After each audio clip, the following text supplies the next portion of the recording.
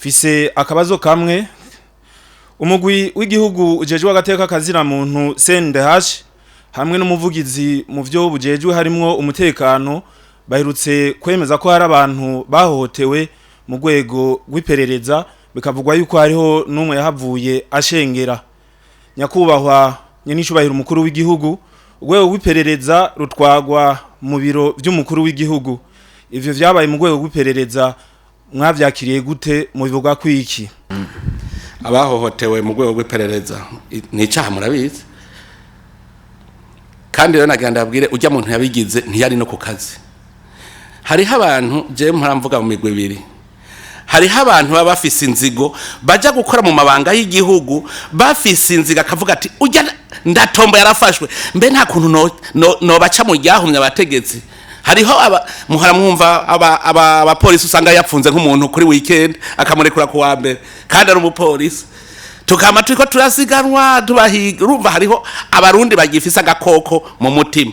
Uwo rero yaraje arengera ku muntu aregagura, none ujya mwibaza ko atari yakoze igicumuro, none umuntu yafatiwe inkozi 5 mu nzi we, uwo muntu ugira yarera mugabo uwo je nibajije ashobora kuba yarafise akazigo kuri wati ndarose ico tuma ndamwegagura cyanye bakamuha igiturire bakavuga bati wewe urabona ujya muntu yafatiwe icaha gikomeye cyane kandi araza kuvuga zijya nkoho uwazimuhaye nabo bakorana kugira rero bigende neza, akiri igiturire iruka ugende umwice hanyuma bice bihera icabona kibe kigiye. Birashoboka none ko atari ku kazi uwo munsi.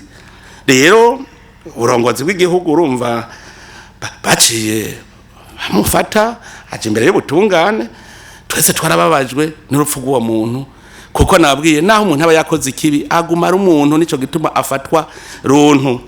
Mugabo uwo muntu yaramenje, yagiye kumuhohotera kandi ategerezwa guhanwa bimwe vy'akarorero, kuko muramaze kuvyumva inyamina mabi zose ndazihanura gufata abantu mu buntu.